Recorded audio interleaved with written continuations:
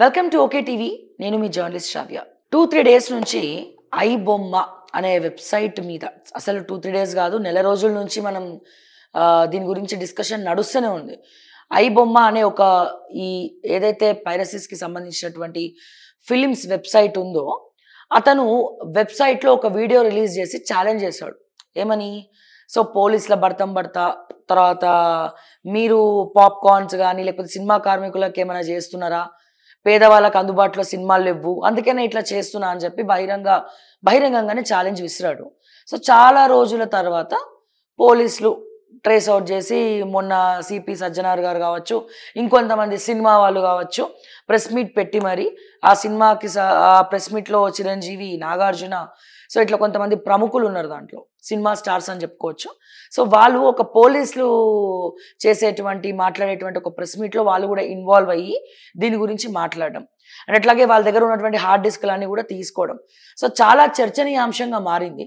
So దీని మీద అసలు ఒక సిపి ప్రెస్ మీట్ పెడుతున్నప్పుడు ఆ ప్రెస్ మీట్లో సినిమా వాళ్ళు కూర్చోవడం ఎంతవరకు కరెక్ట్, అండ్ అసలు ఈ ఐబొమ్మ సంగతి ఏంది, ఇప్పుడు అతన్ని అరెస్ట్ చేసి మంచి పనే చేశారా, పబ్లిక్ మైండ్ సెట్ సోషల్ మీడియాలో కొన్ని మెసేజెస్ చదువుతూ ఉంటే మరి పాప్కార్న్ సంగతి ఏంది, మా పరిస్థితి ఏంటంటే కామన్ పబ్లిక్ కొన్ని కమెంట్స్ పెడతా ఉన్నారు యాక్చువల్గా. సో దీని మీద విశ్లేషించడానికి మనతో పాటు బక్కా జడ్సన్ గారు ఉన్నారు. సార్ నమస్తే అండి.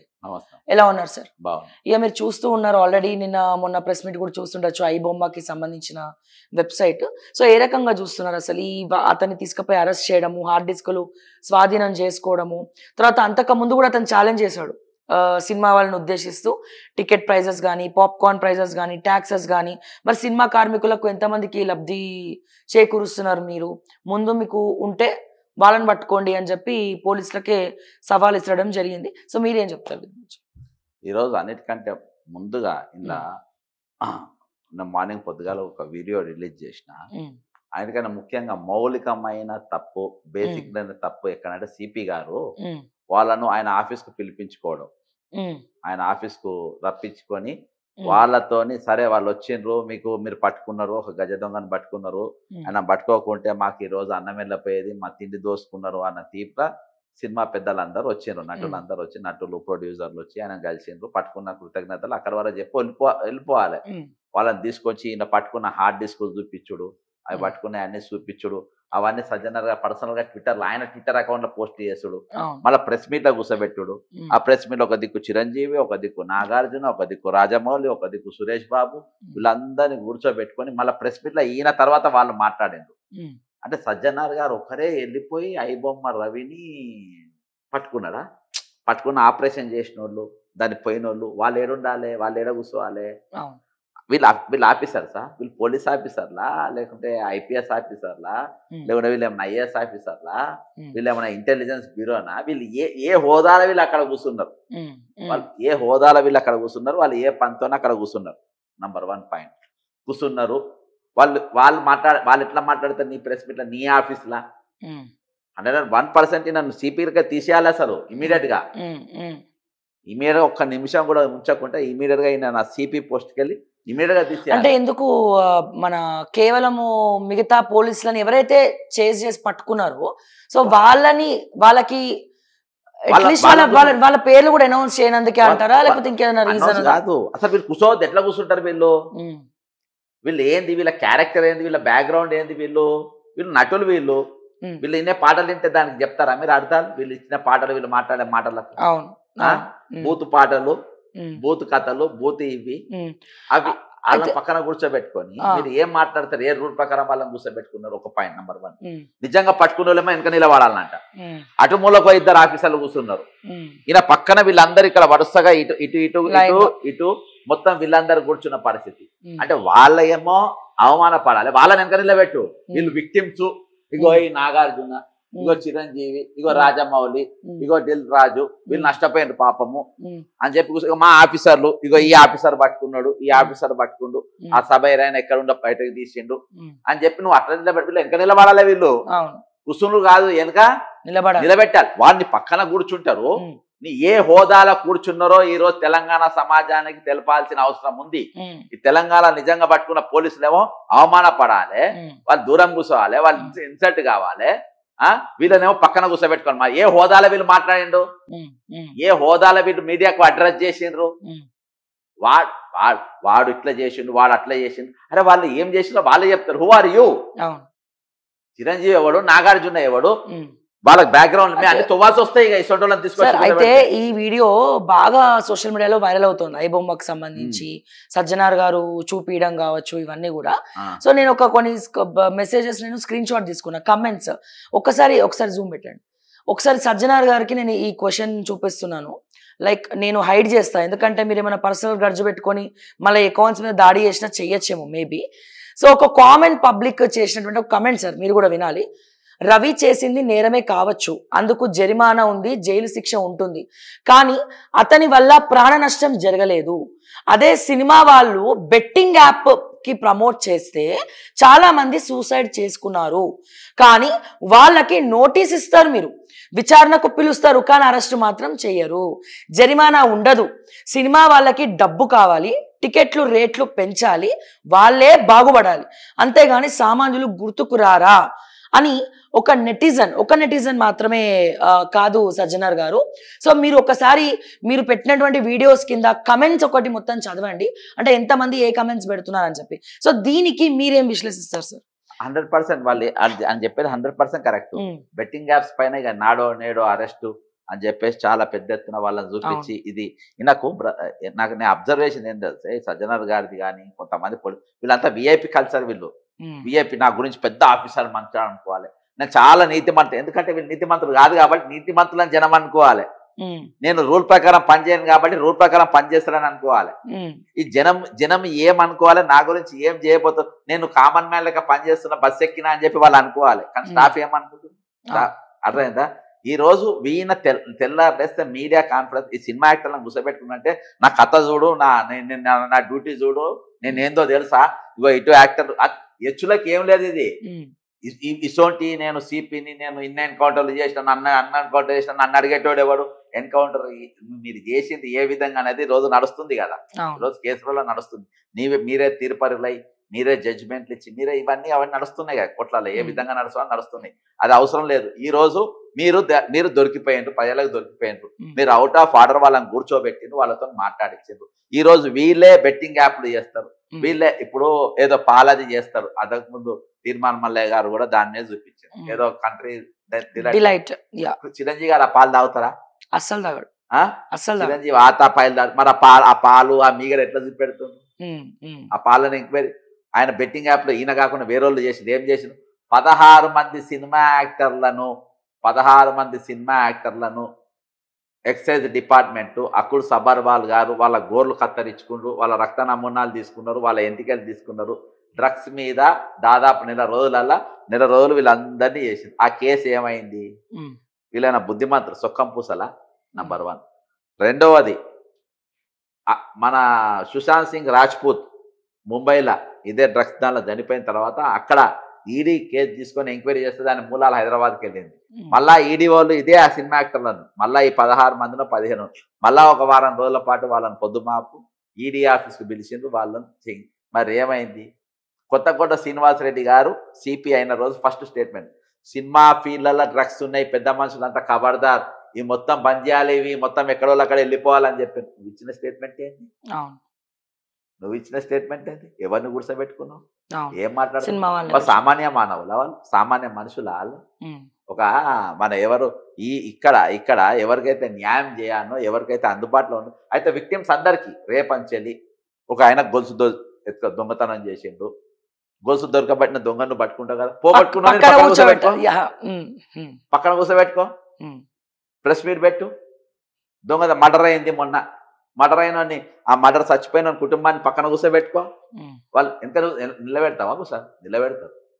వీళ్ళు ఏమైనా పెద్ద పుస్కీలా వీళ్ళు? నువ్వు ఏ హోదాలో కూర్చోబెట్టుకున్నావు సజ్జనార్ గారు? వాళ్ళు ఏం హోదా? వాళ్ళ పోలీస్ అంబాసిడర్ రా వాళ్ళు? ఏ హోదా? కాబట్టి ఇది 101. నేను ఒక పోలీస్ అయిన కొడుకును, మా ఫాదర్ చాలా మందిని పట్టుకున్నాడు, గాంజాలం పట్టుకున్నాడు, చాలా మందిని పట్టుకున్నాడు. వాళ్ళకి ఇవ్వాల్సిన గౌరవం వాళ్ళకి వాళ్ళ గురించి చెప్ప వీళ్ళ పెద్ద ఉరికినట్టు వీళ్ళ Yes, వీళ్ళ గుడి sir, మీ దృష్టికి వచ్చింది అంటే ఎవరైతే పట్టుకున్నారో ట్రేస్ అవుట్ చేసి మీరు అనేది ఏంటంటే అట్లీస్ట్ ఆ పోలీసులకు పట్టుకున్న పోలీసులకు గుర్తింపు లేదు. పక్కన కూర్చోబెట్టుకోవాలను పక్కన వీళ్ళని వెనక నిలబెట్టాలి. యా, ఇంకోటి ఏంటంటే యాక్చువల్గా అసలు ఈ ఐబొమ్మ ఎవరైతే అధినేత రవి ఉన్నాడో అసలు ఈ డేటా మొత్తం ఇచ్చింది వాళ్ళ భార్య అట. అంటే తను వాళ్ళ రవి అనే పర్సన్ డ్రైవర్స్ ఇస్తా అని చెప్పడంతో ఆమె మనస్తాపానికి గురయ్యి ఈ డేటా మొత్తం తీసుకొచ్చి పోలీసులకు అప్పచెప్పింది అనేది చాలా మంది చెప్తా ఉన్నారు. బట్ ఈ విషయాలు ఏవి కూడా బయటికి రావట్లేదు. సో అంటే దీన్ని ఏ రకంగా చూడొచ్చు అంటారు? అది ఏమన్నా కానీ అడ్వాంటేజ్ తీసుకుంటారు. ఈ నిత్యంలో వాళ్ళకుండే గొడవలలో ఎవరైనా అడ్వాంటేజ్ తీసుకుంటారు. ఎట్లున్నా ఆయన దొరికిండు, సినిమా యాక్టర్లు ఇదైంది, వీళ్ళ భారీ నష్టం జరిగింది. మీకు మొన్న ఓజే సినిమా రిలీజ్ అయింది కదా, ఈ టికెట్ల రేటు పెంచడానికి వీల్లేదు అని చెప్పేసి దౌడవాళ్ళ ఒకటి జడ్జిమెంట్ వాళ్ళు ఇచ్చిండ్రు హైకోర్టు. అయినా కానీ 4 రోజుల పాటు అంటే సండే దాటేదాకా అంటే మెయిన్ డేస్ ఉంటాయి కదా 4-5 రోజులు అది అయ్యేదాకా టికెట్లు అమ్ముతూనే ఉండవు. అమ్ముతూనే ఉన్నారు. ప్లస్ ఆయన డిప్యూటీ ముఖ్యమంత్రి, ఆయన deputy CM deputy CM Andhra Pradesh. మరి ఆయన మరి ప్రజల కోసం ఆలోచించినప్పుడు మరి నా సినిమాలు ఎందుకు ఎక్కువ రేట్ టికెట్లు పెంచుతున్నారు? కోర్టు ఆర్డర్స్ కి కట్టుబడి ఉండాలి కదా పవన్ కళ్యాణ్. పోలీసులు కంట్రోల్ చేయలేదు. మరి సజ్జనర్ గారు దానికి సంబంధించిన కత్తి కూడా ఒకటి వాడారు. కంప్లైంట్ ఇచ్చారు. దాని మీద ఎఫ్ఐఆర్ కూడా బుక్ చేయలే. అంటే ఇక్కడ తెలంగాణ పోలీసు కాస్ కర్కర్ సజ్జనర్ లాంటి వాళ్ళు కొంతమంది వీళ్ళంతా విఐపి కల్చర్. పెద్దోళ్ళు happy birthday to Chiru, happy birth వీళ్ళు ఉంటాయి అని చెప్తారు. అసలు సమాజానికి పనిచేసే వాళ్ళకు మినిమం గౌరవం ఇవ్వరు. వివిఐపి కల్చర్ లెక్క వీళ్ళు పనిచేస్తారు. వీళ్ళని ప్రశ్నించకుంటే మేమేదో గొప్ప పని చేస్తున్నాం అనుకుంటాం. ఈ వీళ్ళే చిరంజీవి వీళ్ళంతా వీళ్ళే పోయి ఆపరేషన్ చేసి గోడలు దునికి అద్దుకు సినిమాలలో చేసినట్టు చేసి బయట వీళ్ళంతా పెద్ద విలన్లు ఇంకొకరు లేరు. వీళ్ళ వల్ల ఎంత కుటుంబాలు ఇలా ఆగమైపోయి, సినిమా యాక్టర్కి ఎవరెవరు ఎంత దూరం అయిపోయి, వీళ్ళ పర్సనల్ లైఫ్ లేనిది, వీళ్ళ బతికేంది. మేము ఇప్పుతే అంటే నేను పోలీసు వాళ్ళ పక్కన అసొంటోళ్ళని కూర్చోబెట్టుకోవద్దు అంటున్నా. ఆ యూనిఫామ్ కి వాల్యూ ఉండదు అంతే కదా. ఈ రోజు అరే నువ్వు వాళ్ళ ఇజ్జత్ ఎంత ఇస్తావు? అంతేగాని ఐబొమ్మ అతను అరెస్ట్ చేసినందుకు మీకు అవసరం లేదు. దీని మీద కావాలని ఏం చేస్తారంటే అంటే మీరు వాళ్ళకి సపోర్ట్ చేస్తున్నారా? నాకు అవసరమే. ఇది క్లారిటీ ఇవ్వాలి తెలంగాణ ప్రజలకు. ఐబొమ్మ గురించి గానీ సినిమాల గురించి గానీ నాకు అవసరమే లేదు. కేవలం పోలీసు వాళ్ళ పక్కన సినిమా వాళ్ళు కూర్చొని ప్రెస్ మీట్ పెట్టినందుకు మాత్రమే ఈ కంటెంట్. అంతే. వాళ్ళని ఎందుకు కూర్చోబెట్టుకున్నావు అని నేను అంటున్నా. ఏ హోదాల వాళ్ళ పక్కన కూర్చున్నారు? వాళ్ళ సమాజానికి వాళ్ళ ఆస్తులు పంపినరా, లేకుంటే పిల్లలకు వాళ్ళు దీనికోసం మొత్తం కుటుంబాలను సర్వ త్యాగం చేసిండ్రా, ఏం చేసిండ్రా అని చెప్పి వాళ్ళని పక్కన కూర్చోబెట్టుకుని 101% తప్పు పడుతుంది. పట్టుకున్నోళ్ళు, తెగించినోళ్ళు, కొట్టాడినోళ్ళు ఈరోజు వాళ్ళు ఎక్కడికో పోయినారు, వాళ్ళు కనబడకుండా పోయినారు. కాబట్టి సజ్జనర్ గారు మీరు ఏ హోదాల వాళ్ళని కూర్చోబెట్టుకుంటూ వాళ్ళకున్న పదవులు ఏంది, ఈ సమాజంలో ఉన్న వాళ్ళ స్టేచర్ ఏంది నువ్వు చెప్పు. లేదు ఉత్తుత్త తుపాకీలు పట్టుకొని ఉత్తుత్త కాల్చిండ్రు, వీళ్ళు నటులు కాబట్టి నేను వీళ్ళకి గౌరవించిన అని చెప్పి మీరు అంటే అది కూడా మీ దృష్టిలో హోదా అయితే అది పెట్టండి. కానీ సజ్జనర్ ఆన్సర్ ఇది నేను చాలా సీరియస్ గా తీసుకుంటున్నా. అవసరమైతే కోర్టు పోతా, ఆయన సిపిగా ఉండడానికి అన్హర్హుడు, సిపిగా ఈయన పనికి రాడు, ఇసొంటోడు ఉండద్దు. ఈ విఐపి కల్చర్ వాళ్ళు నాకు తెలిసి మీరు ఒక్కలే అంటున్నారు సజ్జనర్ గారు సిపిగా అనర్హులు అని చెప్పి. అనర్హులే.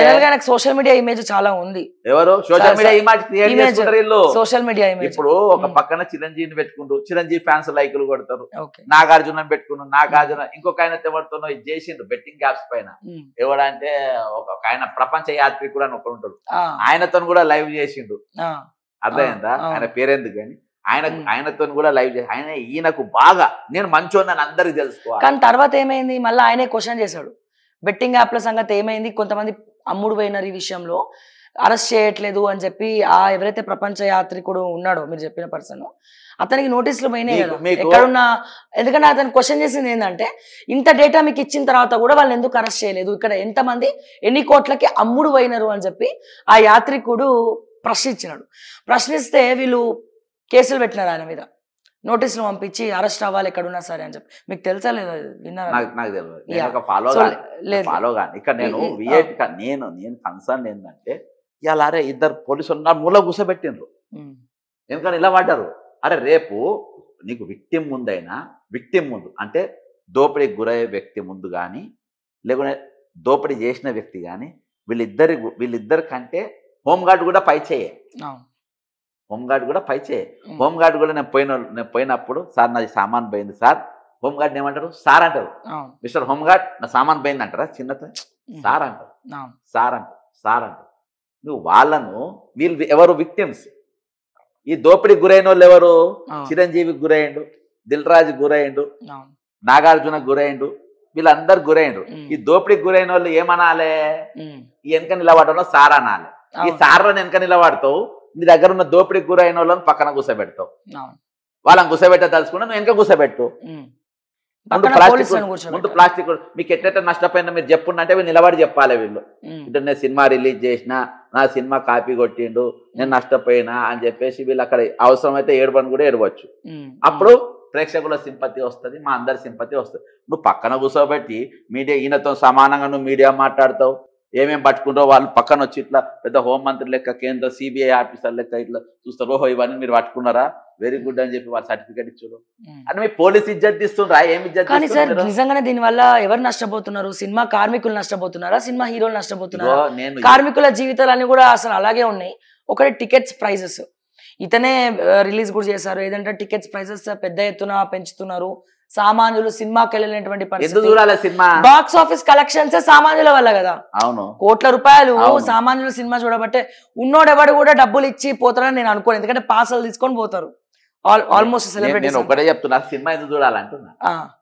నువ్వు 1000 రూపాయలు పెట్టి పొద్దు నుంచి రాత్రి వరకు కష్టపడి చిల్లవాలనుకుంటారు కుటుంబ సభ్యులతో సరదాగా సినిమాకి వెళ్ళడానికి. ఎంత ఖర్చు అవుతుంది? 5000 మినిమం. నలుగురు పోతే 5000. ఒకటేదా మీ ఇంటి కింద సెక్యూరిటీ గార్డ్ పనిచేస్తారు కదా, సెక్యూరిటీ గార్డ్ ఎంత జీతం పని చేస్తుంది?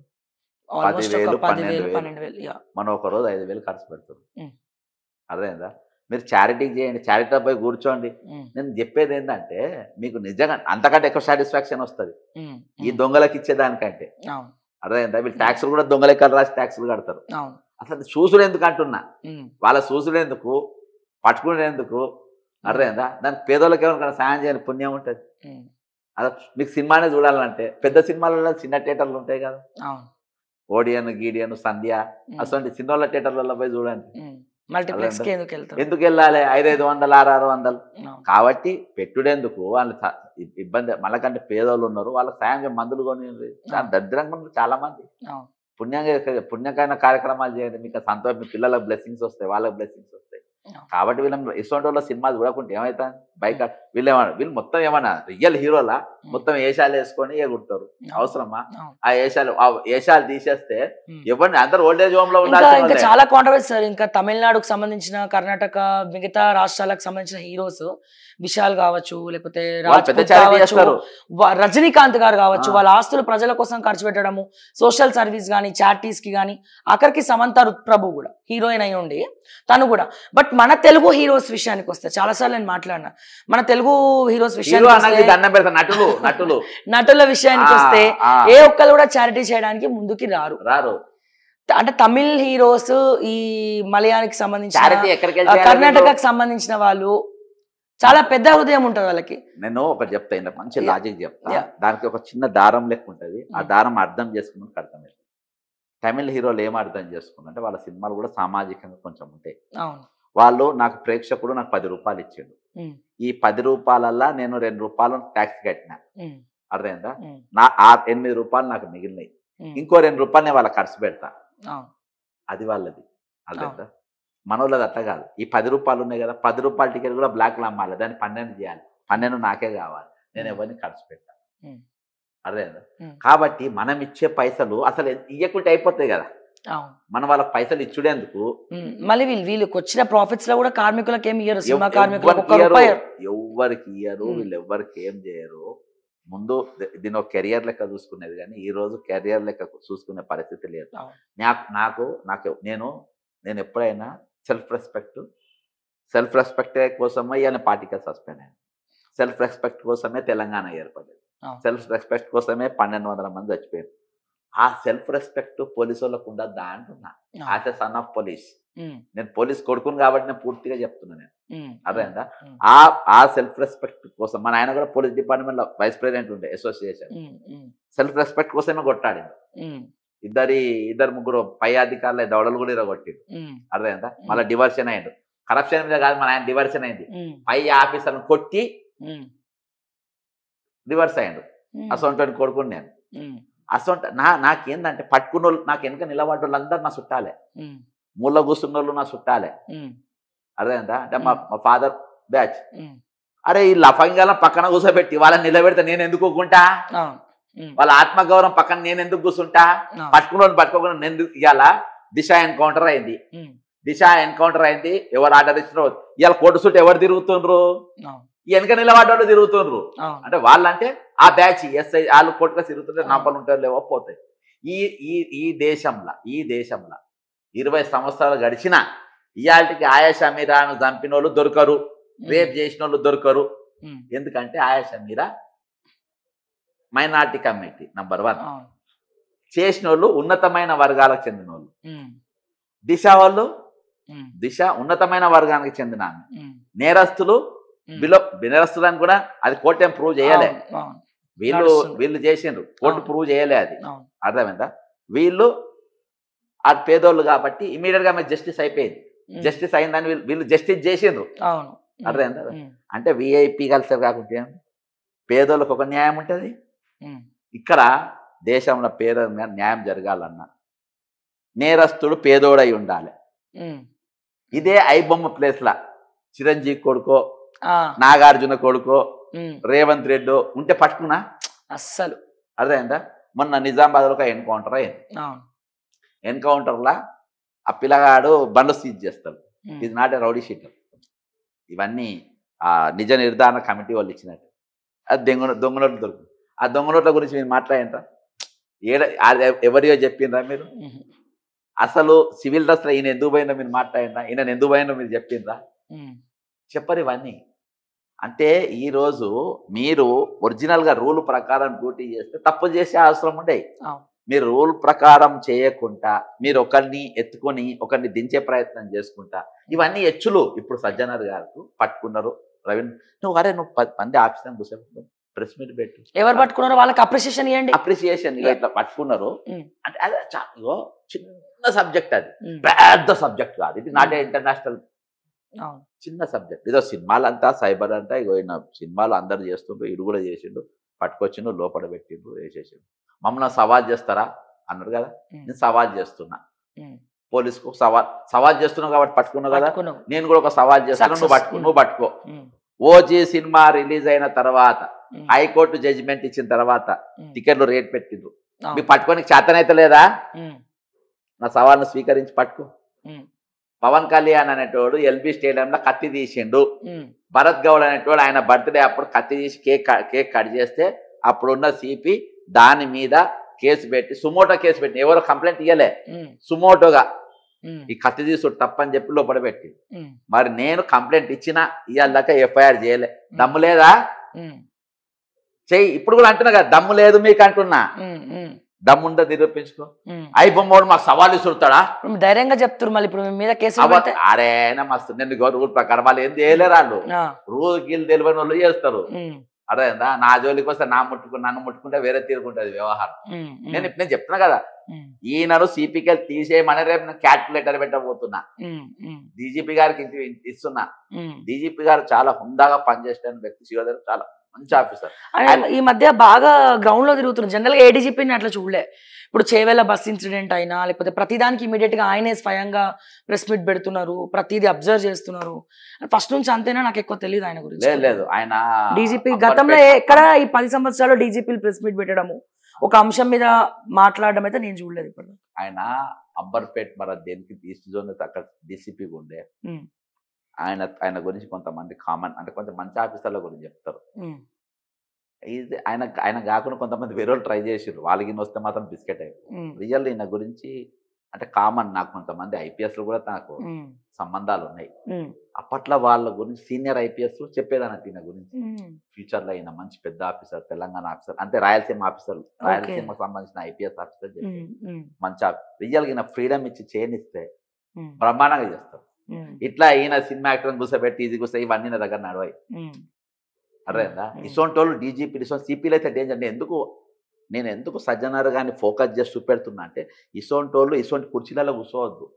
ఆ కుర్చీకి నువ్వు తేవాలి. నీ దగ్గర ఉన్న హోమ్ గార్డ్ కూడా చూస్తే కూడా జనం భయపడాలి. అవును. నీ దగ్గర ఉన్న నువ్వు వాళ్ళ ముందు వాళ్ళని నిలబెడితే వాళ్ళకేం గౌరవం, వాళ్ళకేం విలువ ఉంటుంది చెప్పు. అవును. ఏయ్ సిఐ నువ్వు నా ముందు మాట్లాడతాను, నీ సిపి పక్కనే కూర్చొని ప్రెస్ అంటర్ చేసిన అవును. అట్లా ఈ 6 గంటలు పట్టుకున్నట్టుగా ఈయన కూర్చొని వాళ్ళను పక్కన కూర్చోబెట్టి వాళ్ళు ఏంది సురభి నాటకాలు ఎట్లా రాసుకుంటారో అట్లా సినిమా కథలు రాసుకొని సినిమాలు తీశారు. ఇద్దరికి ఏం తేడా లేదు.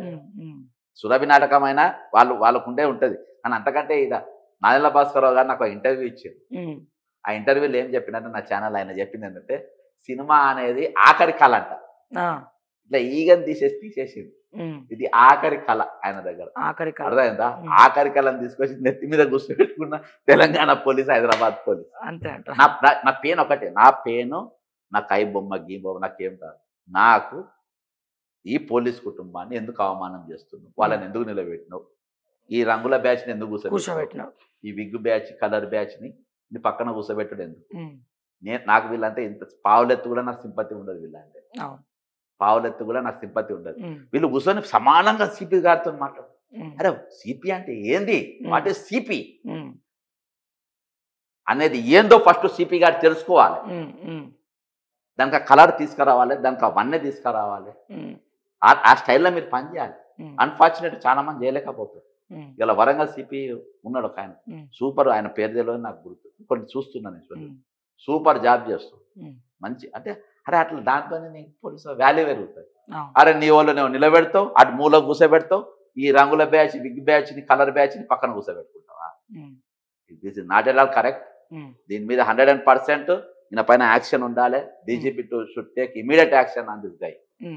Yes sir, thank you so much. So విన్నారు కదా, సో ఇక్కడ ఐబొమ్మని ఉద్దేశిస్తూ వాళ్ళకి సపోర్ట్గా కాదు, సిన్సియర్గా పనిచేసే పోలీస్ ఆఫీసర్ ఆ యూనిఫామ్కి ఒక అర్థం ఉంది, ఒక రెస్పెక్ట్ ఉంది.